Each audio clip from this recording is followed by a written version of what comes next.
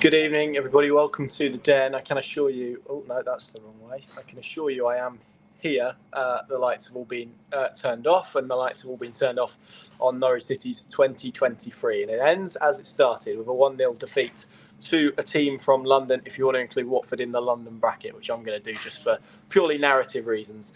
And it's now back-to-back championship defeats for Norwich City in what is a pretty defining run for their season, and obviously a busy festive period that I think many of us expected to be tough. This looked to be the game that maybe they could go and claim points. They haven't been able to do that. They've been beaten here by a single goal.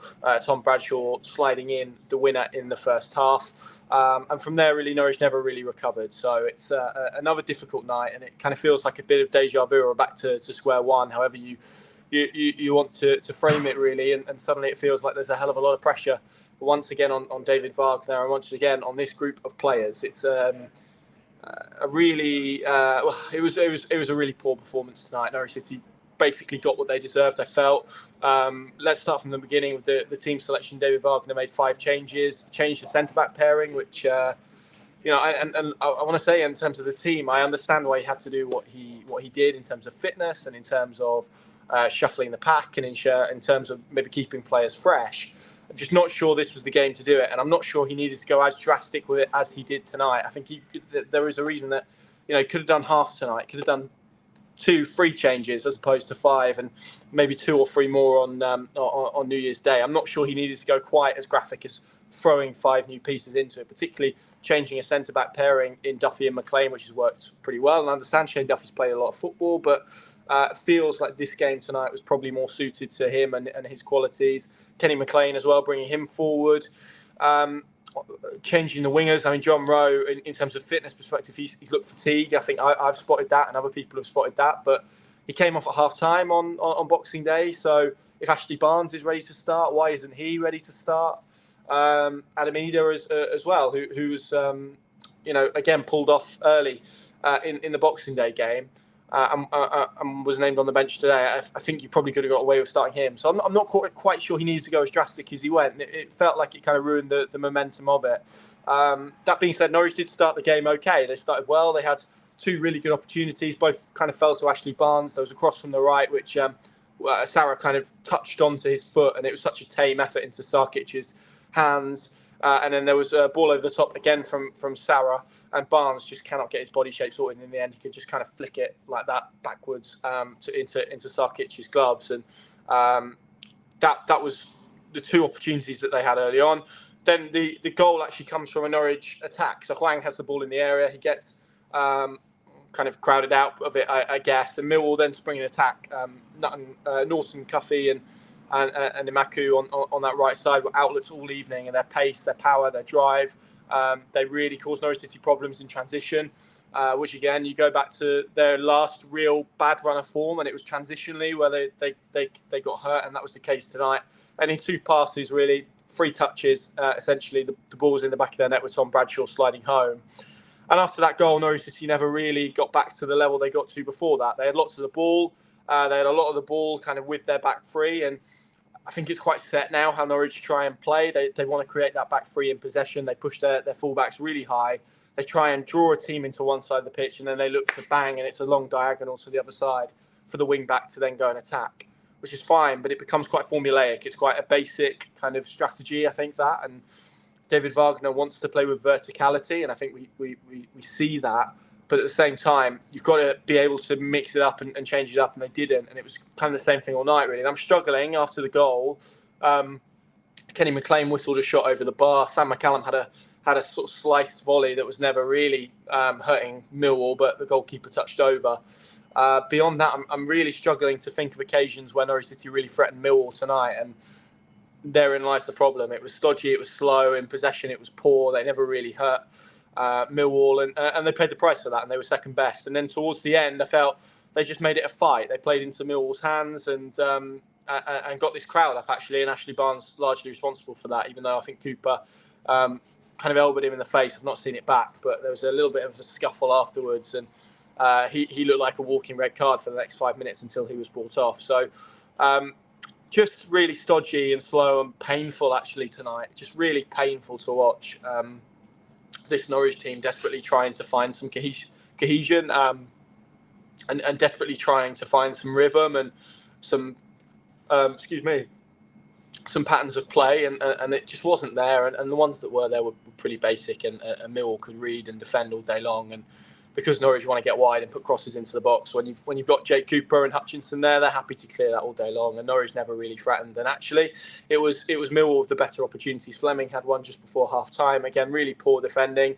It falls for Fleming, great shot, which Gunn saves. And then there was a flurry. They had three chances in quick succession.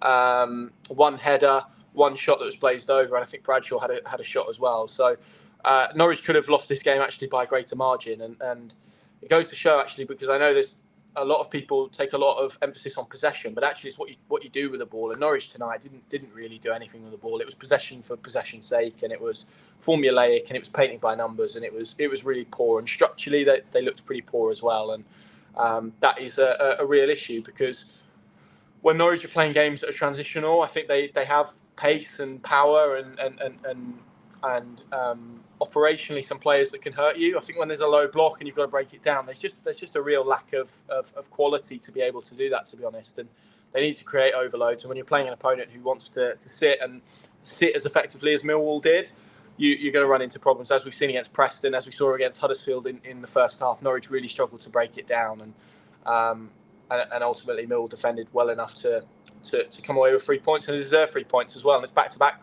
3 points for them. And look, that leaves Norwich in 13th. And I think you have to say, actually, on the balance of how they've played this season, it's probably fair enough. 5 points from the playoffs, yeah, probably fair enough. And that's kind of where I am tonight. And actually, I know people want to argue that you can't use kind of all year stats, but it's played 50, won 19, drawn 9, lost 22 for Norwich City, 69 goals scored, 70 conceded, 66 points. That, I'm afraid, is just bang average, and that sums up the year that's been for Norwich City, really.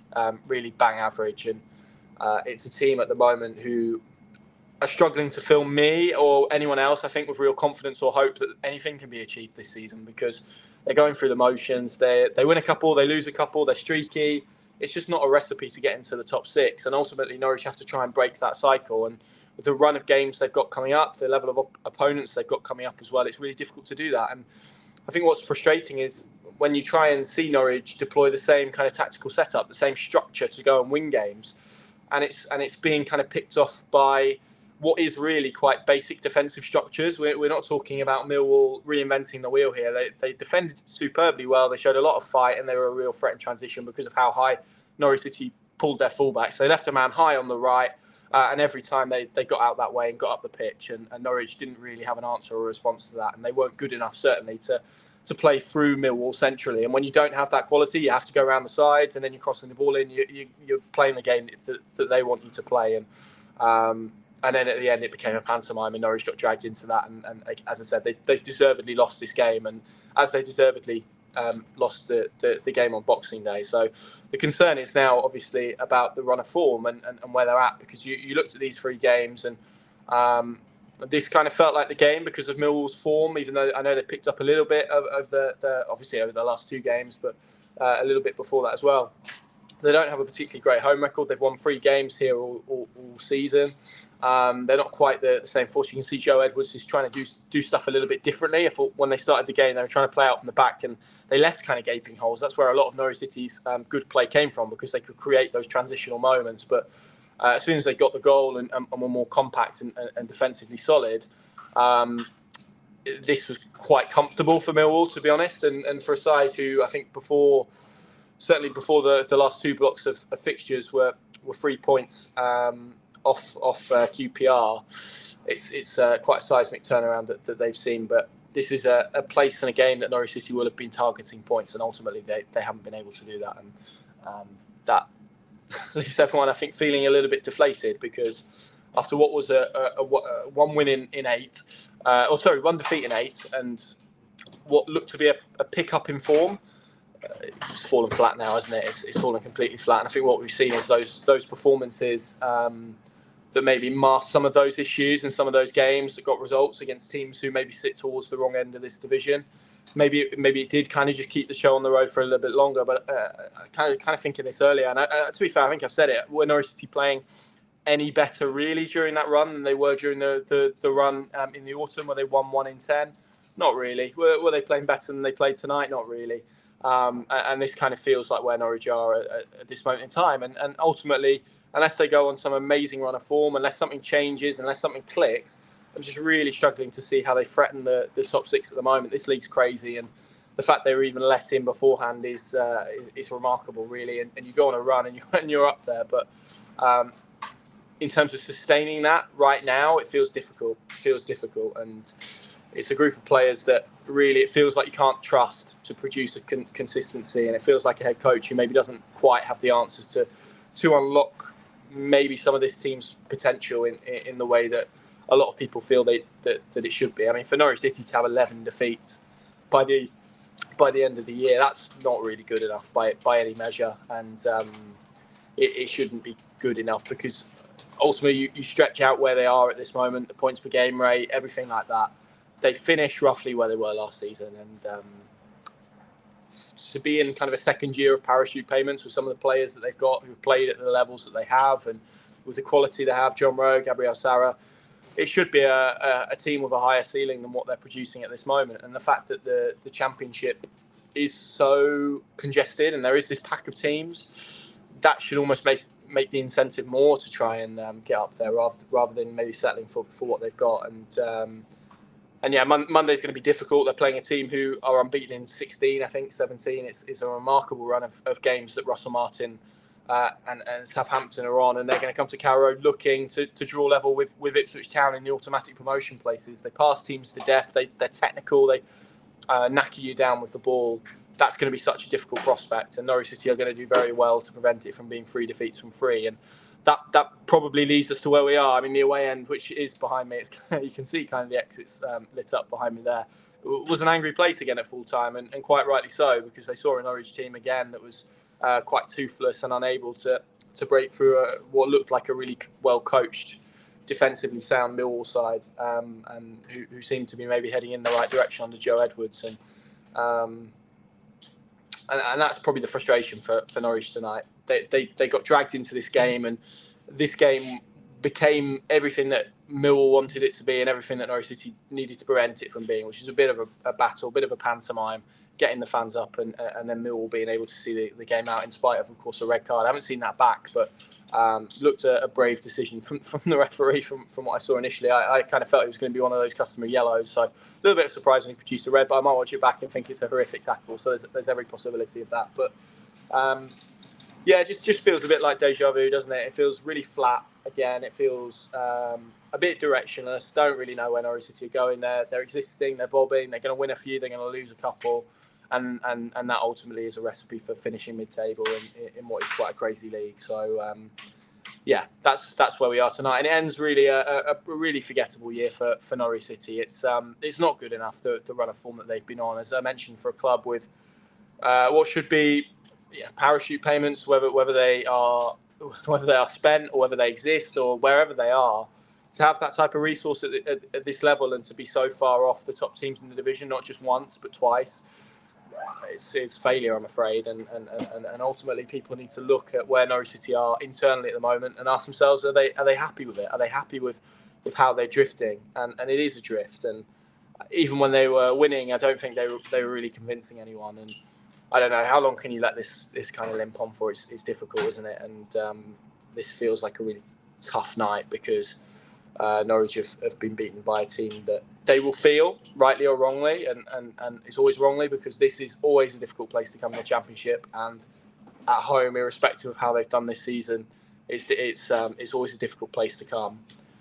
But in the run of games that they've got against teams towards the top end of the division or kind of competing for that top 6 place, they will have felt that this was a game that they could have extracted points from. So to come away with nothing is deeply disappointing when you obviously combine then as well the manner of the performance, which, as I said, was really poor, really slow, really laboured, really comfortable for their opponents. And it's again, I've stood here and said all of this far too often, and I feel like I'm going to be here again saying it again. And when you have a front four, I'm afraid, who have shown this season really that they can't prove or produce consistently, and it's difficult then to change the team and to expect that energy and dynamism to be there. It looked like a team that hasn't played together much, and it kind of felt like that as well.